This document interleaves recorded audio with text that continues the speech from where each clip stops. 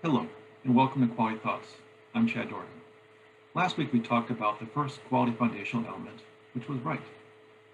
This week I want to talk about a little bit more on this around corporate sustainability and around building enclosure mockups.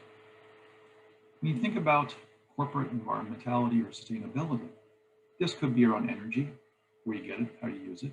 It could also be around the materials you use, but really it comes down to how you want to define it for your company. For me, a good starting point is how do you improve the environment around us? This is very powerful and has led to a lot of change in the company in that it became a personal responsibility. What can I do to improve the environment around me? And if I'm in an office, that's completely different than if I'm on a project.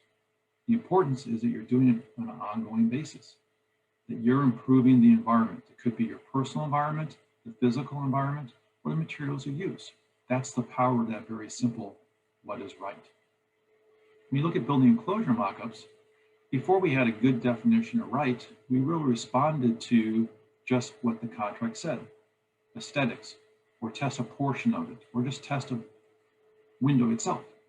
It really didn't get down to what was right for the company and the project. I think a better definition is what can we do with the building enclosure mockup to make sure the building enclosure of the final project works for 10 years. That completely shifts what right is to going from let's build a mockup, test it, and move on to how do we use this mockup for documentation, for training, and truly make sure it passes the test the first time. And this shifted the entire way of doing mockups to doing one of quizzes. You do quizzes along the way to make sure that final mockup test passes. And that gives you that high level of confidence that the rest of the construction will work because you've proven you can build it right the first time. So in the end, you need to define what is right for your company. And there's not one definition, it's for your different areas.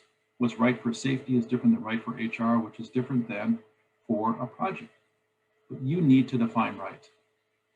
Looking forward to continue this journey with you.